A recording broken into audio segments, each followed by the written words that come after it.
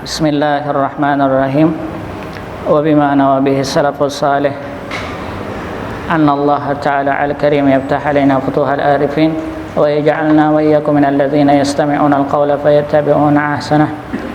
Anna Allah yusallimuna min jami'il afati wal fitan min akhiriz zaman bisirril Qur'an wa bisirrin nabi wa ahlin nabi wa bisirri suratil Fatihah. A'udzu billahi minasyaitonir rajim. Bismillahirrahmanirrahim. Alhamdulillahi rabbil alamin arrahmanir rahim maliki yaumiddin. Iyyaka na'budu wa iyyaka nasta'in ihdinas siratal mustaqim siratal ladzina an'amta 'alaihim ghairil maghdubi 'alaihim waladdallin. Amin. Bismillahirrahmanirrahim. Alhamdulillah salatan wassalaman ala Rasulillah wa ala alihi wa ashabihi wa mawalah wa ba'du. Subhanaka la ilma lana illa ma 'allamtana innaka antal alimul hakim wa tub 'alaina innaka antat tawwabur rahim wa la hawla wa la quwwata illa billahil aliyyil azim. Faqala muallif rahimahullahu ta'ala. Sampai mana kita? Ulun keringat lagi nah. Kalawasan kita. Kita ulang sedikit kada apa-apa lah. Ya. 115 halaman kitab ini sudah. Jadi 100 lembar kita membaca dalam kitab ini. Mudah-mudahan kawat untung. Insyaallah. Lumayan halamannya 300-an halamannya. Berbicara masalah salat saja. Pertama, kita bersyukur kehadirat Allah Subhanahu wa taala. Di kesempatan kali ini kembali. Ini pengajian pertama berarti. Kedua. Pertama. Pertama kapan? Minggu tadi. Alhamdulillah. Pertama, kalau kita ulun berpikir pala ada 5 sebenarnya kewajiban kita menghadapi pandemi kayak ini. Dalam menghadapi wabah taun atau ya corona istilah sekarang kan. Kalau kita melihat anak daripada Sayyidah Khadijah. Sayyidah Khadijah itu menikah dengan Abu Halah pertama sebelum menikah dengan Rasulullah.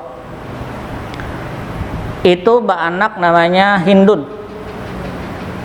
Hindun ibnu Abi Halah. Hindun ngarannya bukan perempuan, laki-laki.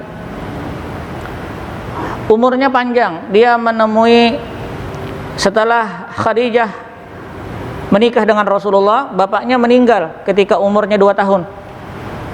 Jadi suami Khadijah itu meninggal pertama. Setelah meninggal, Khadijah menikah lagi dengan seorang saudagar namanya Atiq bin A'id al-Makhzumi. Dapat anak lagi dari situ. Nah, ulun ingin bercerita tentang Hindun itu. Hindun ini panjang umur, Pak. Ketika Nabi Muhammad SAW menikah dengan Khadijah, dengan ibunya, lalu belajar terhadap sirah kenabian, berbagai macam sifat-sifat Nabi diriwayatkan oleh beliau. Panjang umurnya, beliau meninggal pada masa Sayyidina Umar. Kemudian ketika Islam berkembang, pergi ke daerah Damaskus, melintas menuju ke Irak. Ketika mau sampai di Irak, beliau ditimpa penyakit taun, menular. Maka hadis yang keluar yang dari Abdullah bin Abbas itu, dari Sayyidina Umar, itu ceritanya tentang anak Khadijah diantaranya. Beliau kena, Pak, terpapar. Cuma bahari itu penyakitnya kelihatan. Wah, ini penyakitnya kada kelihatan. Tang ujungnya ada gejalanya, suspeknya kan, menuju ke sana, atau ada istilah sekarang namanya OTG kalau lah, orang tanpa gejala. Nah, kalau dulu ada kelihatan meninggal dunia dalam masa taun. Dalam masa taun itu meninggal anak Sayyidah Khadijah itu.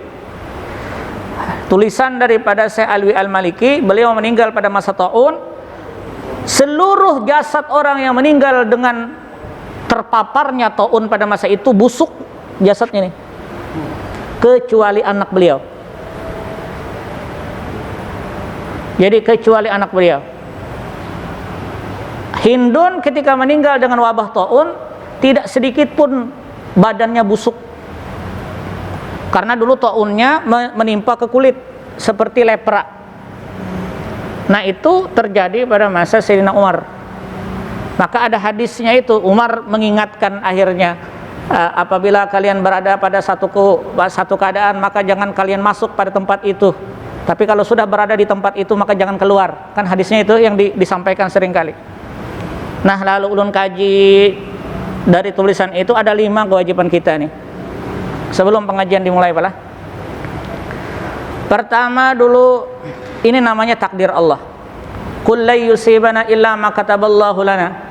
Segala sesuatu itu ada ketetapannya. Ada qada dan ada qadar. Qada itu planningnya, rencananya. Kalau qadar itu ketetapannya. Jadi ini sudah takdir Allah. Takdir itu ada 2 menurut para ulama. Pian sudah tahu dan kita sudah pernah kaji ini. Takdir ada 2, namanya takdir ilahi, ada takdir syar'i. Takdir ilahi adalah keputusan Allah yang tidak bisa dicampuri oleh keputusan manusia. Kalau ja Allah A. Contohnya macam mana? Umur orang itu tidak bisa dicampur-campuri. Sekalipun olahraga setiap saat, kalau jar Tuhan mati itu. Tapi jangan ketika melihat berbicara tentang takdir ilahi lalu meninggalkan syariat, salah pula. Bagian daripada takdir ilahi tetap menjaga syariat. Contohnya macam kita nih. Kita berjarak. Dulu orang ramai membicarakan berjarak nih tadi. Istau sufufakum fa inna taswiyata sufuf min iqamatis shalah. Ratakan dan luruskan saf. Perintah, segala perintah tidak langsung diponis sebagai wajib dalam hukum fikih. Karena indikasinya di belakangnya, fa inna taswiyatas sufuf min iqamatis shalah, karena meratakan saf adalah bagian daripada mendirikan salat. Ulama berbeda pendapat. Apakah meratakan saf itu bagian daripada wajibnya salat atau sahnya salat atau kesempurnaan salat? Jumhur bagaimana? Jumhur mengatakan ratanya saf, sempurnanya saf itu adalah bagian daripada kesempurnaan salat. Maka bagaimana hukumnya kalau sudah berjarang-jarang ini darurat namanya. Darurat. Oh, paraki aja. Ini darurat Pak posisinya, maka diranggangkan. Ulun sudah menghimbau dulu. Ulun ranggangkan. Kalau diranggangkan baik sembahyang di rumah. Sekarang berpikir panjang. Sembahyang di rumah Fatihah durudutan. Belum tentu fasih. Sembahyang kita bermasalah. Itu pun bulang kambingan terkadang. Sembahyang di masjid takutan. Mana yang dipilih? Kalau berasumsi harus rapat saf, bermasalah pian, karena di rumah belum dijamin kita itu sah atau tidaknya, diterima atau tidaknya. Nah, maka oleh sebab itu salah satu solusinya diranggangkan nih. Ranggangkan. Cuma kalau sudah diranggangkan kayak ini, pian juga harus jaga jarak. Duduk di warung berapat sama aja juga. Makanan di warung tapi rapat sama aja. Ini bagian syariat namanya.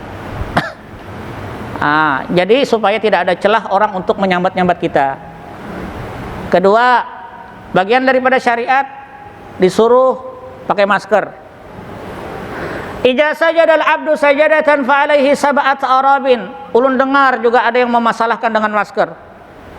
Karena hidung tertutup, sujud tidak sah. Apabila seorang hamba itu sujud, maka 7 anggota harus kena. Pertama wajah, disebut kata wajah yang diinginkan adalah jubhah, kening. Sepakat para ulama yang harus kena kening. Jidat pian harus kena.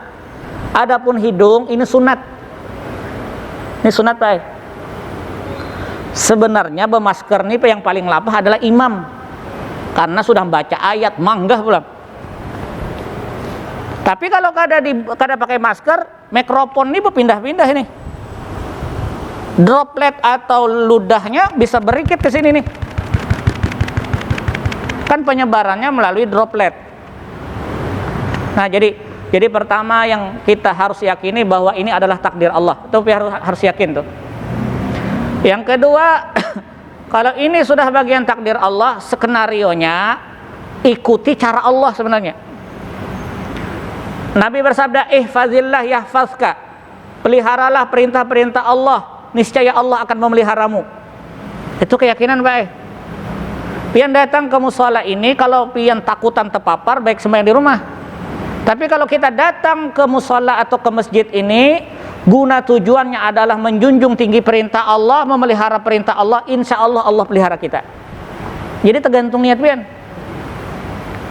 Dan ketika kita berbicara tentang niat, maka yang harus dijaga adalah hati. Aku nih kada takutan lawan corona, kada usah disesambat itu. Datang ini memelihara perintah Allah. 2, ihfazillah yahfazuk. Yang ketiga, lakukan ikhtiar berdasarkan ahlinya. Kita kada tahu penyakit ini, yang tahu ahlinya, dokter.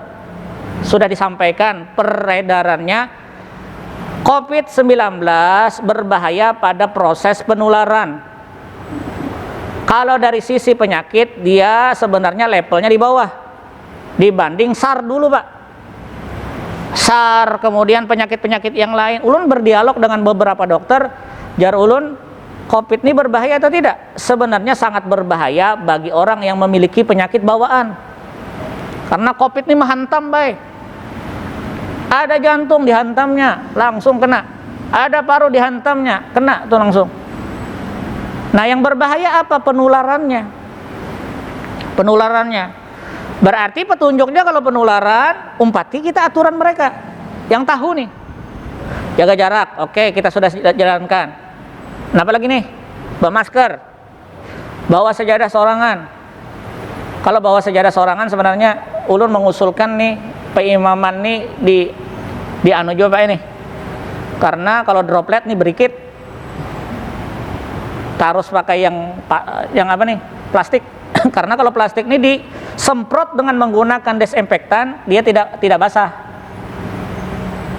Jadi kalau bagusnya ini pakai yang imam khususnya juga, karena wilayah bagian-bagian yang sensitif juga di sini.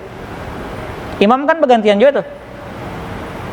Nah, keempat, membasuh tangan. Pian sediakan sudah. Ikhtiar pian ini sudah sempurna kalau menurut ulun. Jaga jarak, bawa sajadah, bawa masker, takutan pulang dari situ. Pian sama dengan mengunci rumah, takutan maling masuk, pian duduk pulang di muka rumah itu. Itu sama orang kada bertuhan katanya. Takdir Allah sudah selesai. Ini merupakan takdir Allah. Memelihara perintah Allah bagian daripada kewajiban. Yang ketiga, kita al-kasbu, ikhtiar sudah dipakai. Yang keempat adalah bagian berhusnuzon dengan Allah. Ini yang banyak terpelampang orang belum lihat. Kita keluar daripada rumah kita kunci, ikhtiar sudah selesai. Sekarang bertawakalnya husnuzon dengan Allah. Allah pasti pelihara rumahku. Ketika pian pakai masker sudah, membawa sajadah sudah, insya Allah. Ustaz, ulun ini umur tuha sudah statai.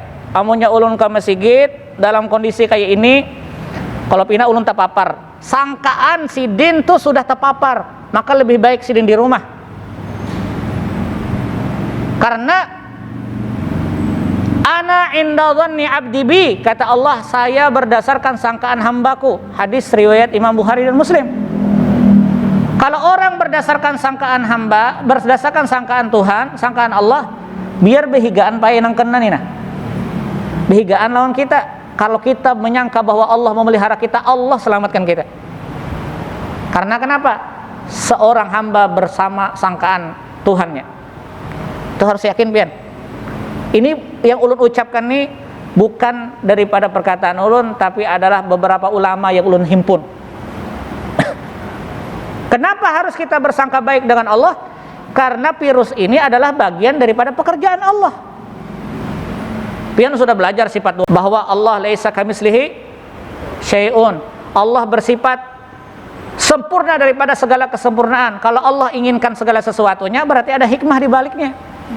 Bahwa virus ini adalah bagian daripada rangkaian kegiatan Allah memelihara hambanya. Itu jadi pandang. Kalau pian gerunuman, tetapi babila habisnya kada tahu lagi. Jadi kita bersangka baik aja dengan Allah. Bersangka baik dengan Allah, bersangka baik dengan makhluk. Si Din tuh ya selama corona kada mau lagi bersalaman. Bersangka baik aja. Mungkin tangan si Din rigat, atau mungkin si Din takutan kalau kita rigat tangan. Maka bersangka baik diandalkan pada masa sekarang. Husnuzon dengan Allah, husnuzon dengan makhluk. Yang terakhir, yang kelima, baca zikir yang telah diajarkan Nabi yang bisa memelihara kita. Contoh tadi yang ulun doakan, Bismillahilladzi la yadurru ma'asmihi syai'un fil ardi wala fis sama'i wa huwas sami'ul alim. Hadis riwayat Abu Hurairah. Man qala hina yusbih 3 marrat, barang siapa di pagi hari membaca 3 kali, Bismillahilladzi la yadurru ma'asmihi syai'un fil ardi wala fis sama'i wa huwas sami'ul alim. 3 kali pian baca pagi. Habis sembahyang subuh baca. Waktu maghrib baca 3 kali. La yadurruhu syai'un. Nabi menjanjikan sisi apapun tidak bisa memudaratkannya. Pian harus yakin itu. Kalau sudah yakin 5 ini digawi, ini takdir Allah. Memelihara perintah Allah. Ikhtiarnya sudah dipakai. Tawakalnya luar biasa sempurnanya, berhusnuzon dengan Allah. Kelima, membentengi diri dalam hati kita dengan menggunakan zikir. Bismillahilladzi la yadurru ma'asmihi syai'un fil ardi wala fis sama wa huwas samiul alim. 3 kali di pagi, 3 kali di petang. Nabi bersabda, man qala akhir suratil Baqarah, barang siapa membaca akhir surah Al-Baqarah, akhir surah Baqarah, amanar rasulu bima unzila ilaihi mir rabbihi wal mu'minun, dan seterusnya. Pian baca di pagi hari 3 kali, di petang hari 3 kali. Amanar aja, Pak. Tidak ada istilah fa'innahu. Dalam hadis disebutkan bahwa Allah akan menjamin keperluannya pada hari itu. Takutan kalau kada kebegawi, kada dapat rezeki dan sebagainya, Allah cukupkan dengan itu. Man qala surat al-ikhlas, qul huwallahu ahad, Allahus samad, lam yalid wa lam yulad, 3 kali. Al-ma'udzatain 3 kali. Ma'udzatain qul a'udzu birabbil falaq 3 kali, qul a'udzu birabbin nas 3 kali, pagi dan petang. Dalam sebuah hadis dikatakan 2 keutamannya. 1, tidak akan memudaratkan sesuatu kepadanya. Yang kedua, Allah senantiasa cukupkan baginya. 2. Nah, ini ikhtiarnya. Ini 5 bagian daripada kesempurnaan seseorang untuk menghadapi ujian yang seperti ini. Kita berdoa kepada Allah, mudah-mudahan Allah mengangkat penyakit ini dengan segala cara apapun, dengan keadaannya. Bisa jadi virus ini nanti didatangkan dengan vaksinasinya, atau virus ini akan menjadi lemah sehingga bisa bergandengan dengan manusia. Insya Allah, amin ya rabbal alamin. Insya Allah, Pak. Sampai virus ini selesai, ada pertanyaan pian? Kita terakhir berbicara tentang masalah surah Al-Fatihah. Iyalah. Iya, tulisannya Nadatus Salam. Wa mas'alatun wa yajibu 'alal musalli fi qira'atil Fatihati ay ya'tiya biha murtabatan fa inna siya bismillata wa tadzakkaraha fi akhiriha lam yakfi ay ya'tiya biha wahdaha wa innaha yajibu 'alaihi ay yaqra'al Fatihah bi bismillah min jadid. Pada pertemuan-pertemuan sebelumnya kita bicara bahwa Al-Fatihah itu adalah rukun dari segala rukun qauli yang terdapat di dalam sholat. Dia wajib dibaca, bukan dikerimutkan, bukan di dalam hati. Dibaca itu muntung bergerak. Sekalipun hanya telinga kita yang mendengar. Wajib dibaca baik sholat sendirian ataupun sholat berjamaah. Itu wajib, Pak. Salat berjamaah, Ustadz, imamnya terlalu cepat, biar ikuti Fatihahnya. Boleh. Bismillahirrahmanirrahim. Alhamdulillahirabbil alamin arrahmanirrahim maliki yaum. Pian umpati. Karena Fatihah itu wajib baik dalam kondisi sendirian atau kondisi berjamaah. 1. 2, permasalahan berikutnya. Kalau wajib dibaca, di antara rangkaian Fatihah itu yang wajib dibaca adalah Bismillahirrahmanirrahim dalam mazhab Syafi'i. Bismillah adalah bagian daripada surah Al-Fatihah. Maka kalau ada di antara kita yang tidak berbismillah, maka tidak sah. Maksudnya tidak dibaca, Pak. Kalau bismillah dibaca tapi dipelankan, itu mazhabnya Imam Hambal. Karena Imam Ahmad bin Hambal mentarjih, menguatkan bahwa ketika jadi imam atau ketika sholat nyaring, bismillah tak perlu dibaca nyaring, hanya dipelankan. Bismillahirrahmanirrahim. Alhamdulillahi rabbil alamin, arrahmanir rahim, maliki yaumiddin. Hambali. Tapi kalau Syafi'i, bismillah sholat nyaring dibaca nyaring, sholat pelan dibaca pelan. Yang penting dibaca. Nah, sekarang pertanyaannya, wa yajibu 'alal musalli fi qiraatil Fatihah ayati biha murtabatan. Pian berjamaah sembahyangnya, salatnya berjamaah. Lalu karena asik di dalam berjamaah ini tadi, kemudian Fatihah ini pian tidak baca, mendengarkan saja imam. Kemanakah otak nih bahaya? Kada tahu. Dengarkan. Atau fa'in nasya bismillata, atau pian langsung menyambat alhamdulillahirabbil alamin tanpa membaca bismillah. Jadi ulun sembahyang makmum, ada imam. Kasus pertama ulun kada ingat membaca bismillah, kada baca Fatihah. Jadi apa yang dibacakan imam ulun dengar saja. Imam membaca ayat ulun dengar saja. Paham maksudnya, Pak? Dengar saja. Rupanya menghayal sampai orang ruku, sampai sujud, kan ingat nih baca. Atau yang kedua kasus saja, ulun baca alhamdulillah tanpa baca bismillah, kurang juga kalau ayatnya tuh. Nah, wa tadzakkaraha fi akhiriha, pas hendak salam, at-tahiyatul mubarakatus salawat, tadzakkaraha, lalu ingat, aku tadi bis Fatihah ini kada terbaca waktu berdiri tadi. Bahayal aja. Mahayal apa? Mahayal orang dihigani batuk tarus musia corona. Lalu otak dia kesana kemari. Jadi kada ingat. Kapan dia ingat? Waktu hendak salam baru ingat. Walam yakfi ayyatiya biha. Apakah dia harus membaca Fatihah waktu itu langsung? Jadi haratan at-tahiyatul dibacanya bismillahirrahmanirrahim, alhamdulillahirabbil alamin, arrahmanir rahim sampai waladdallin amin, membayari hutang di atas. Wa ayyati biha wahdaha wa innaha yajibu alaihi ay yaqra'al Fatihah bi bismillah min jadid. Maka wajib baginya menambah rakaat lagi. Jadi harus naik ya. Jadi kalau Al-Fatihah itu ditinggal baik secara lupa, kan ingat pian. Mahayal tadi. Kita sembahyang makmum, ketika jadi makmum lalu menghayal otak nih kesana kemari, atau bismillahnya kada terbaca, pas hendak tahiyat baru ingat bismillah atau Fatihah kada terbaca. Maka bagaimana solusinya? Pian naik. Assalamualaikum warahmatullah, assalamualaikum warahmatullah, ujar imam. Allahu akbar, pian naik. Ustadz, tadi ulun sholat maghribnya 3 rakaat, tapi kalau dibaca, kalau ulun nambah rakaat berarti maghribnya 4 rakaat. Rakaat pian yang tidak Fatihah itu tidak dihitung. Tidak dihitung. Ini kasusnya jika seseorang dalam kondisi makmumnya makmum muwafiq. Apa tuh makmum muwafiq? Fatihah kita leluasa mendengar imam. Jadi kita ketemu dengan Fatihahnya imam dari awal. Imam membaca Fatihah dari awal. Bismillahirrahmanirrahim. Alhamdulillahirabbil alamin. Kita dengar. Kita mendengarnya. Pian mendengarnya tapi bahayal. Waladdallin. Imam mau membaca surah, pian tidak membaca Fatihah. Lalu kan ingat. Maka solusinya dalam kondisi makmum muwafiq, pian wajib menambah rakaat.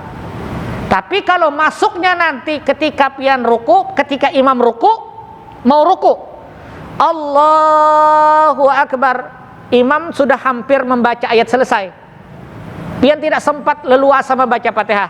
Ini kondisi makmumnya, ngarannya makmum masbuk. Maka tak perlu membaca Fatihah lagi, karena Fatihah pian ditanggung imam. Bisa digarisbawahi? Fatihah yang wajib dibaca makmum adalah ketika makmumnya statusnya sebagai status makmum muwafiq, bukan makmum masbuk.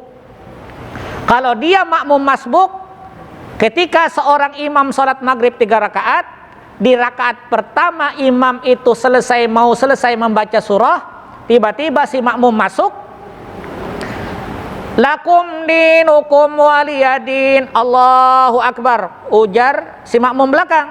Ketika waliyadin, dia mendapati imam sudah membaca surah, tidak sempat lagi membaca Al-Fatihah, imam ruku, dia ikuti ruku, dan tanpa harus membaca surah Al-Fatihah lagi. Kondisi makmum yang seperti ini namanya makmum masbuk namanya, bukan makmum muwafiq.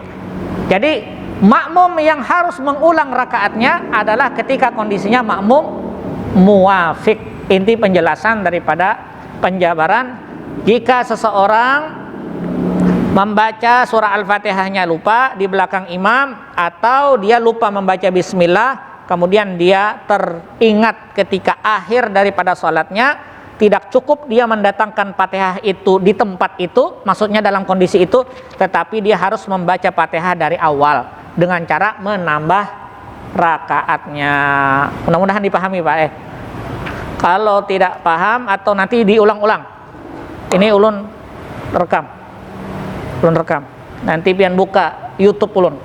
Nah, sekarang gara-gara corona ini ulun berpikir, karena selama Ramadan ulun ceramah online, ceramah di bank, rupanya gara-gara itu Pak ulun belajar pakai Webex. Jadi ceramah di rumah, di rally di Kementerian HAM, di rally suara ulun. Kemudian di bank, beberapa bank di rally suara ulun. Oh, hanya kita, oh ini caranya berdakwah. Kalau kada kau bertemu yang kayak ini pulang.